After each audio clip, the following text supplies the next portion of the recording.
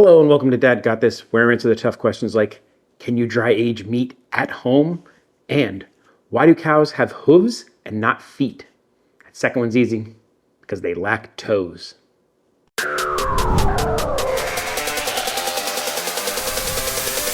Just a heads up, this unit was provided to me at no cost. I didn't have to pay for it, and I didn't have to send it back. Factor that in however you like. What is dry aging and why do we do it? It's just a process where you hold meats in a temperature-controlled environment where you control the temp and the humidity for a period of time. As you do this, the meat loses moisture. Now you might be thinking, that's a bad thing. Why would we want to lose moisture? Well, you're compacting the meat. You're making everything more tight. It does some sort of magical wizardry, and it actually tenderizes the meat and makes it more juicy because it's basically compacting all of the juices into a tighter section. I don't know the exact way it works, but dry aged meat has a nuttier flavor, it's more tender, and it's better. Some people prefer it, some people don't. I actually like it. I like that nutty flavor. Now that we know what dry aging is, how do you do it at home? Well, you can't just stick the meat in your refrigerator. It lacks the circulation, it lacks the precise controls, and it's just not going to be safe. They do sell dry aging bags, special bags that you can use to kind of simulate the dry aging process, but it's not really the same. Okay, if none of that works, how do you do it? You get yourself a dry aging cabinet. They used to only be able to make these big enough and they were huge and they were only for restaurants and industrial complexes. Well, thanks to the good people at CoBalance, you can get one in your house and it's not that big. It arrives on a pallet, so be ready for that, but it's not too unmanageable. Pretty light, you can carry it around. I did it all by myself. Once you got the unit out of the packaging, not much to do. Basically, you gotta put the handle on it and put all the shelves and stuff in it. Not very hard. Find a suitable location for it, put it in place, and let it sit there for at least 24 hours upright. It's got refrigerant in it, it needs to settle. This unit can hold up to 77 pounds of meat and dry age it effectively. It is temperature and humidity controlled. It has a digital display, so you don't have to worry about monitoring things or taking temperature checks or anything. Kind of does everything in the dry aging process for you.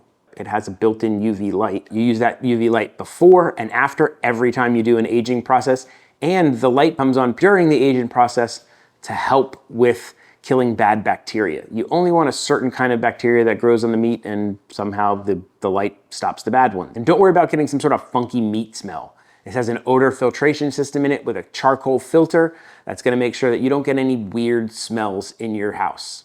Now, there's a little bit of maintenance involved.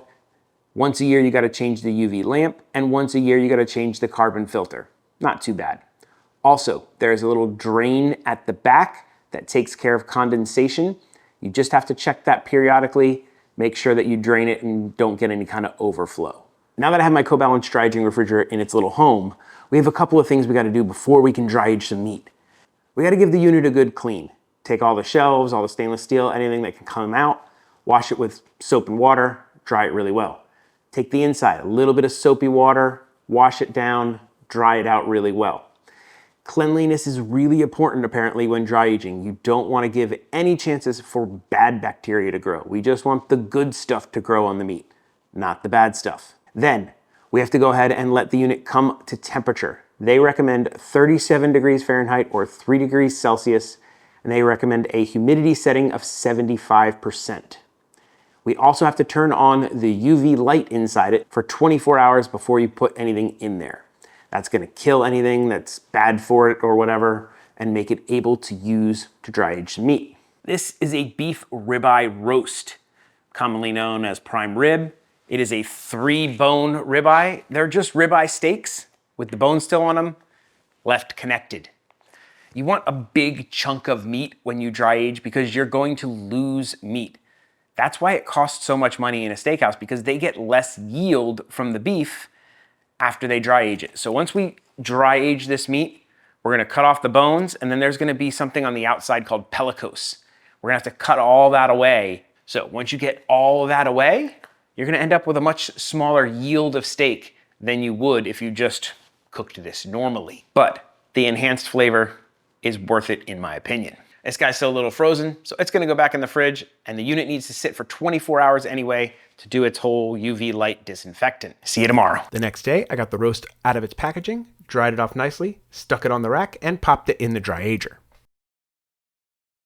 Probably the most common time frame that people will dry age meats is for about 30 days. If you start going over that, weird things can happen. So we're gonna stick with 30 days for our initial test. It has been 1 month, and it is time to go get our steak out of the dry ager.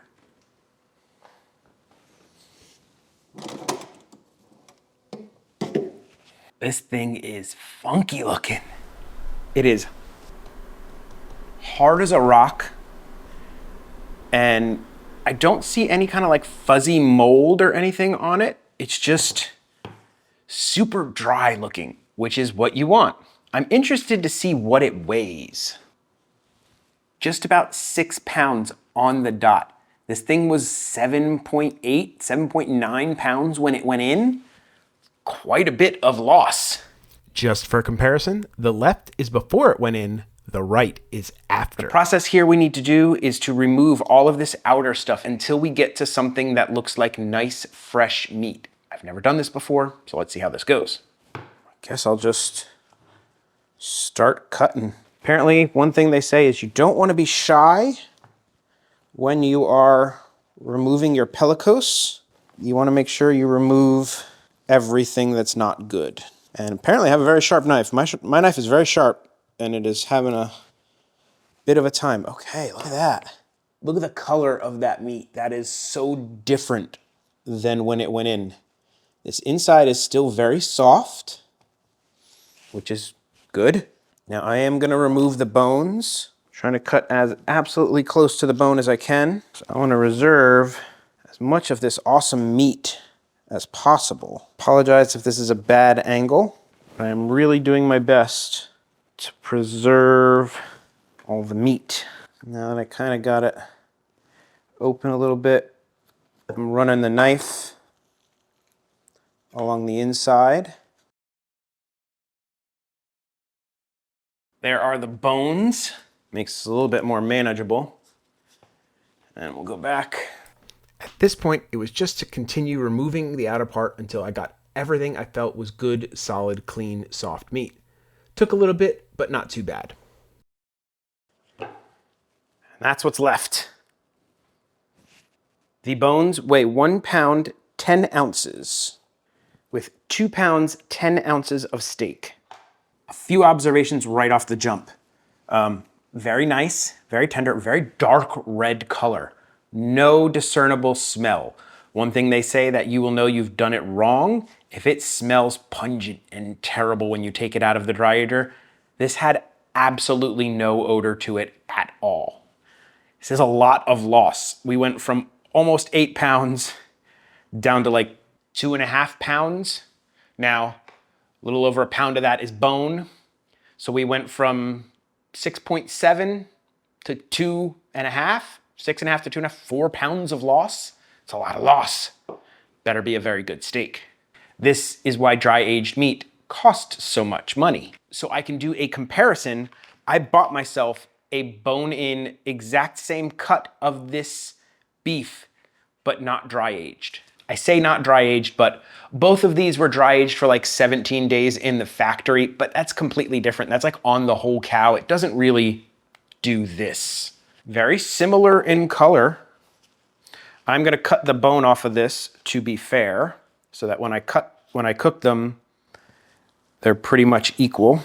And then we have a non or a less dry aged steak versus a dry aged steak. I'm gonna try to cut these to the same thickness, which I did not do. I have to go again. Guess that'll be a big boy for later. I've got 2 pretty evenly sized steaks now. These 2 I'm going to cook later. Let's season them up. And I am just gonna do salt and pepper. That's it.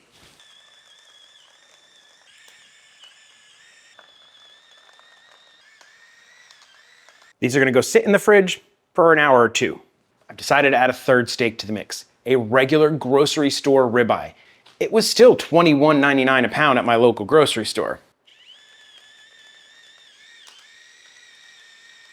It's gonna go in the fridge with the others while we set up the grill.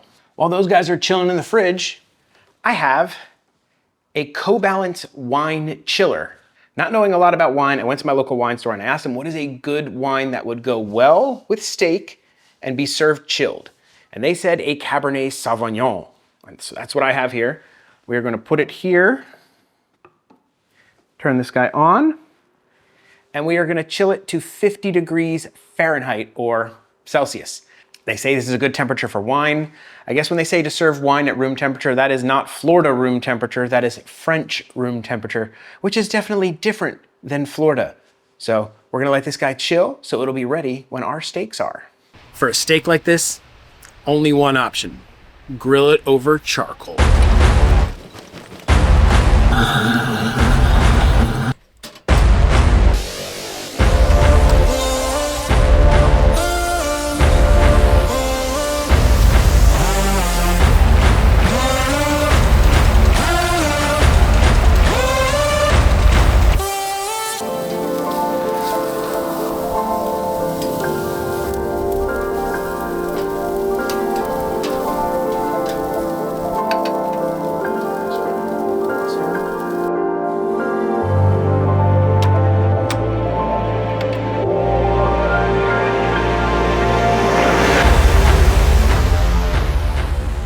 Cooked all of these as close as I could get to a nice medium rare. Hopefully I did a good job. Cheapest to most expensive. This is a basic grocery store steak. This is a steak I got from a high-end grocer that they said they aged 17 days. And this is our 30-day aged on top of the 17 days that they said the roast had already been aged. So I'm very excited to cut into these and see how they taste. We'll check my cook first. All right, I got a pretty good medium rare on that one. I'm gonna cut this little guy off here. We'll go right down the middle. All right, not a bad cook on that one either. And then the one I did not want to mess up. Okay, little bit more than the others, but still in a medium rare. It was kind of tough. I wanted to get that crust. I'm gonna take a slice from the middle, a slice from the middle, and a slice from the middle. Grocery store steak. Steak, it's good. Grilled over charcoal, not angry at that. High-end grocer, 21-day aged. Tastes pretty much the same. I do not taste much difference in those at all. Our dry aged steak. Oh yeah, 100% totally different flavor. It's nutty, a little bit that like funk, but it's a good funk. Totally tastes different. And I prefer it. Oh, that is good. And we can't forget about our wine. Let's pour myself a glass. I got my wine. As you can see, I actually did get a pretty good cook on that. So what have we learned? We learned you can safely dry age steaks at home thanks to CoBalance. You can also chill a nice bottle of wine, and dry aged steaks taste better, in my opinion. If you're interested in picking up one of these, the dry ager, or even this, I'm gonna throw all that information in links down in the description below. There might even be a code that you could use to save yourself some money because you watch my channel. If you are liking this content, please do the like and subscribe stuff. YouTube loves it when you leave a like. I love it when you leave a comment. I answer just about every comment in my comment section. If you really want to support this channel, consider becoming a member. Members get early access to videos, they get shout outs, they get producer credits at the end, they got all kinds of fun stuff, behind the scenes updates. I appreciate each and every one of you as a member, but if you can't become a member, please just subscribe. It will help me grow this channel. I really want to get this to 50,000 subscribers sooner than later, and I'm a long ways away. So if you guys could help me with that, that would be awesome. I guess that only leaves one question to answer. What did the grape do when it got stepped on? It let out a little wine. Yeah, terrible. Dad may tell horrible dad jokes. Learn how to dry age steaks at home. But one thing Dad will never do is an outro. So that's it. Bye.